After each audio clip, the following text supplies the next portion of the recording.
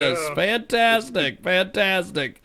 So, we have got our next guest with us today. He joins us live here on our Sunday radio broadcast here on 990 WBOB in Rhode Island. Also, KJAGradio.com. Heavy metal music icon Baron Misuraca is with us. And he has joined forces with Tidalwave Comics to create a fiction vampire comic book called In Flesh and Spirit. And tell us a little bit about this comic, my friend. Sure, I'd love to. First off, thanks for having me, and thanks for your interest in the book. And it's great to see everybody and meet everyone here. Can everybody hear me okay? Oh, we've got you, my friend. We've got you. Go ahead. Good. Excellent. My technical issues are over. No. You're good. You're good. You look like you've got a comfy chair. You know, it all works. Yeah, totally do. It's a nice old chair. I couldn't imagine doing anything like this with me. So it's a beautiful thing. But getting on to the subject of the comic book, this was something that I've wanted to do for a long time. It's something that's heavily influenced by the comic books from the 70s and the old classic horror films. And I'm the writer and the main character of the book. People always been telling me I'm quite a character, so it would make sense to jump into this. The story is about a 14th century vampire musician who ran into some trouble and was eventually reborn in contemporary New York City. And the character is slave to two masters, an insatiable lust for blood and a spiritual quest for redemption. And this story chronicles the origin and the ongoing saga of the character. And it offers pure escapism, and hopefully everyone that reads it will have as much fun reading it as we have putting it together. Make a long story short. Is Brad Pitt going to play this in the movie? Is he going to play that? Jesus. Am I going to play the character in the movie? Well, first we have to get a movie, and then and I would love to play the character in the movie, no question about it. So first things first. But the project definitely has aspirations towards cinema. There's promo videos that have been done, and an aspiration towards music as well. So it's a real conglomeration, a real multimedia kind of an experience. So we're looking to do it all. Plus I'll do anything to avoid getting a regular job. So that's where this That's awesome. I'm sure most people can relate. There we go. That's awesome. Yes. So, you have got a fantastic background before you got this this comic book thing going. How did this all come about? Who came to who? How did this work? Well, interesting story. Initially, this book was something that I had actually done a few years back, independently, strictly independent, with a black and white interior. And again, this was something that was I already had considered kind of like a past project. But during the last year or so, all of us have had a lot of extra time on our hands and haven't really been able to do what we normally do because of the pandemic situation and all that. Yeah. So this was one of the things that I decided to bring back to life, to resurrect, to stay with the vampire puns here. And then an old online friend of mine, Chris McCauley, great colorist and very talented guy, he just approached me with the idea of colorizing the book, because as I mentioned initially it was black and white. And we proceeded with that. And then almost half kidding around, I was like, oh, well, do you got a publisher that can put it out? And it turns out that he did. And that's our mutual friend, Darren Davis. He was very open to the book and had a lot of cool things to say about it. And we decided to move ahead.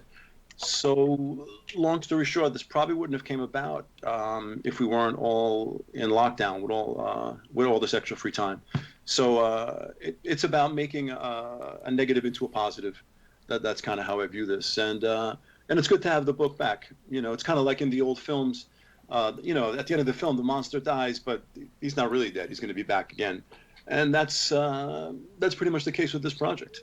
Make a long story short, or make a short story long, either or. That's awesome. That's awesome.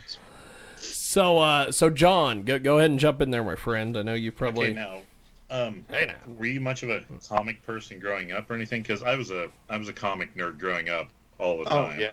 Like that, and I was always into like the superhero kind of genre, but I was pretty much all mainstream. I didn't get off into the indie companies and stuff. What brought you from now? Were you in music before, then you decided to do this? Yes, all of the above. First off, I was a tremendous comic book fanatic growing up. I still am. Nothing really has changed.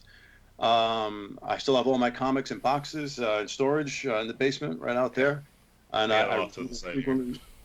yeah, it was a major obsession of mine as soon as I was able to read, essentially, and something that inspired me to want to read even more. I grew up in the 70s and 80s, so that was the era, and that was a very special time in comics, especially for Marvel and DC. Like you said, the same time. Yeah, I mean, there was some really incredible stories and concepts that they were coming up with.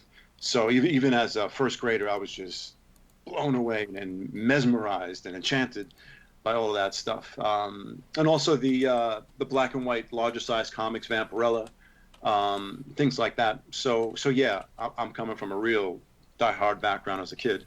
And in regard to music, I'm still in music, hopefully, with the lockdown and all tours being canceled and all that. But that's another passion of mine, equal to comics. I'm a member of a few different projects, most notably Carnivore AD, which is, I don't know if everybody's familiar with some of these names in the genre, but Carnivore AD is an extension of Carnivore, which is Peter Steele from Typo Negative's other band. Peter's no longer with us, for those that don't know. So that's been keeping me pretty busy, and we've been touring the world over for the last couple of years, up until past year. But so I'm keeping busy with that, and also my own original band, Vasaria, which is all my original material, which is actually brought into the comic book as well. So that keeps me busy and keeps me in roll aids. A lot of trying to get original stuff off the ground. And more recently, another lockdown inspired project is another tribute thing, slowly based on fun, covering Motorhead and the Plasmatics. If anybody, does anybody remember those names? Yes. Yes. Okay, good, excellent. I'm glad to have somebody my age up in there. I don't care how. I'm 38. We're 38, right, guys? You're 38? Younger than me, so. I'm 39. I'm about to be 40 in November. Wait, no, I'm very upfront about my age. I'm 700 years old, but everyone tells me I don't look a day over 500.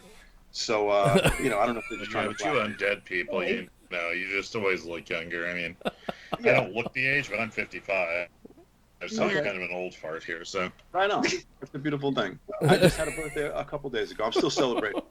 So. Happy belated. Yeah. Thank you so much. I proclaimed that my birthday will continue on into next week. So, I'm going ahead with that. Are you part Irish? I'm sorry? I said, are you part Irish? No, not at all. Actually, Italian mainly and South American. What's that? Wow. I said I thought that's how they do, birthdays is into next week.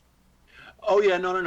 It's a great custom if that's what they do, but I'm doing the Italian version of it. That's awesome. Italians and blacks, we the same because our birthday is a whole month, so we're on the same page. Exactly. There's not a good enough reason for it not to be a month. That's how I look at it. So I'm getting ripped off. Mine goes about 4 hours, and we're done with it.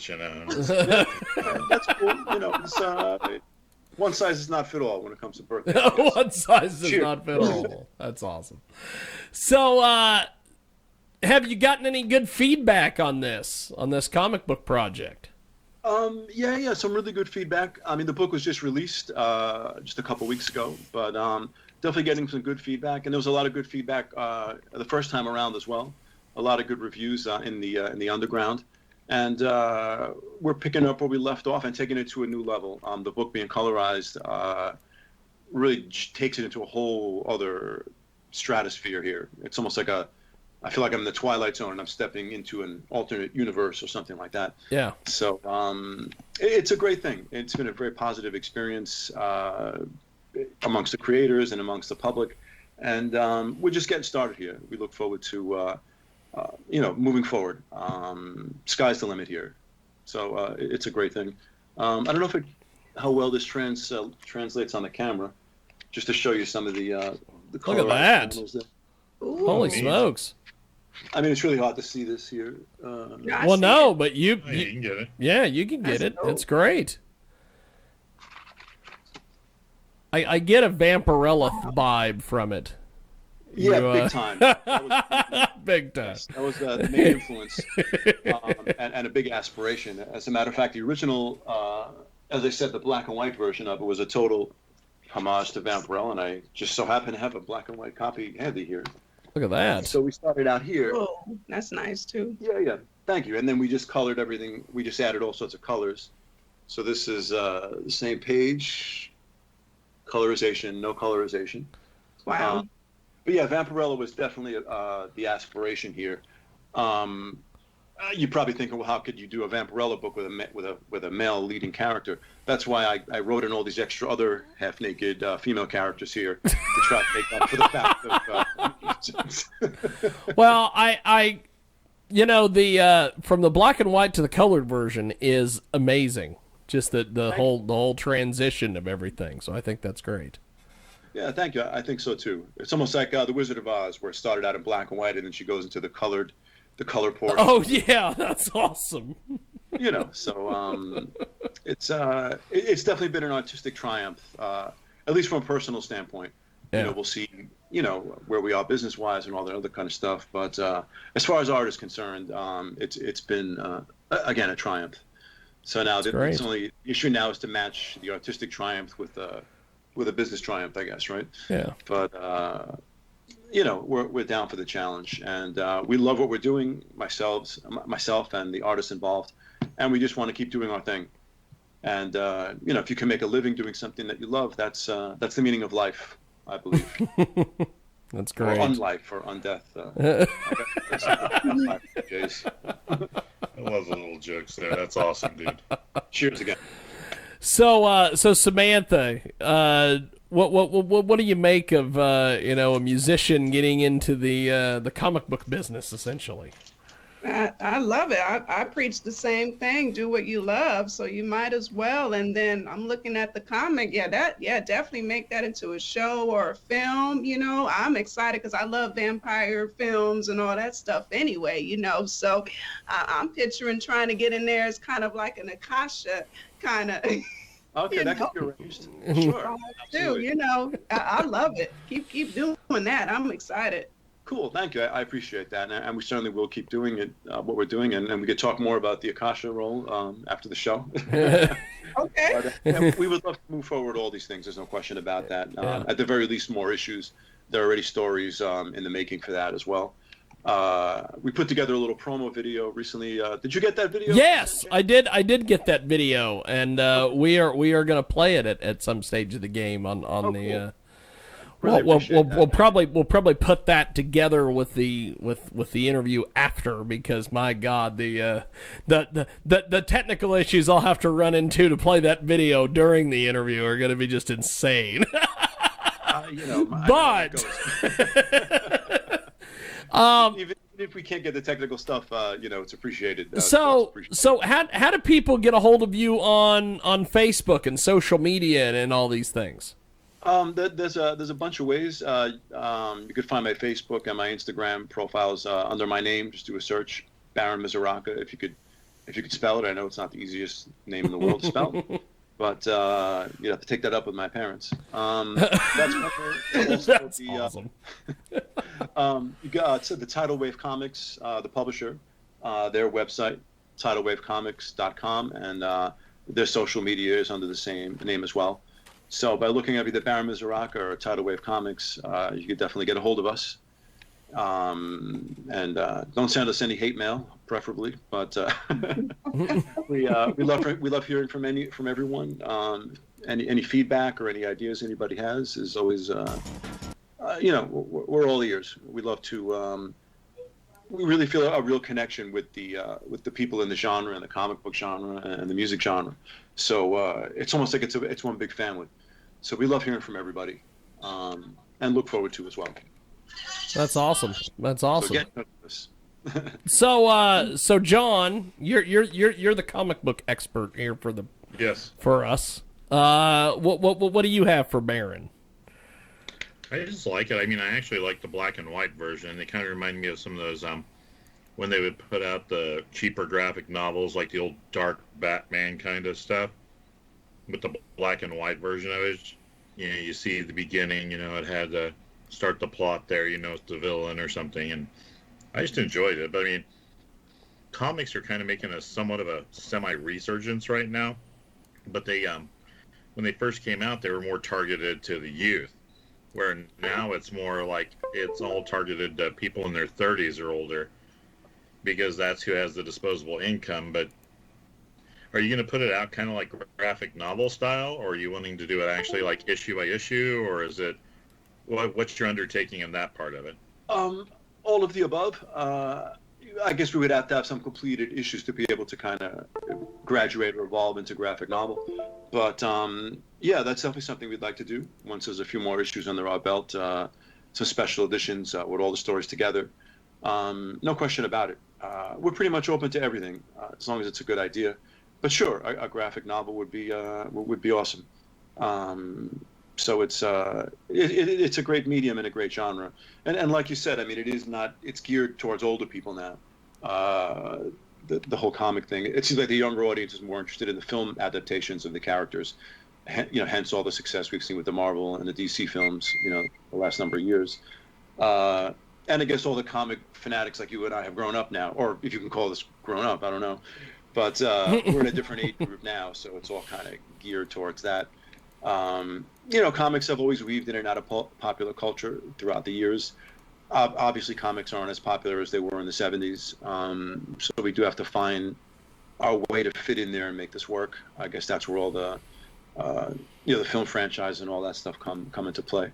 And one really interesting thing that they do at Tidalwave Comics, something that Darren does, the publisher, it's not all about superheroes. Only just like a percentage of it is. There's biography comics based on movie stars, music, even political books from both sides. So there's basically something for everything, and I guess that's a way to kind of survive in the genre as well, to kind of just branch out to other topics and other things, and not just have it be about fanatics like myself and you. Yeah, you kind of got that. You kind of got that rock and roll Morbius look going on. Like if you took Morbius from the Spider-Man comics, kind of had be more of a rock and roll. You've got that look right there. It's perfect for it. Thank you. You're just flattering me, but thank you. It fits in the man. I'm a very big fan of Morbius.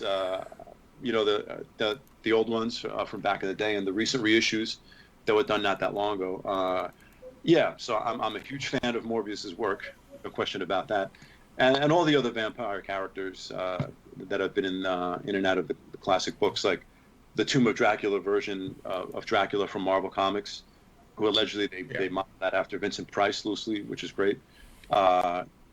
Man-Bat, which is Batman's obscure supervillain, and I'm leaving a few out here. What's that?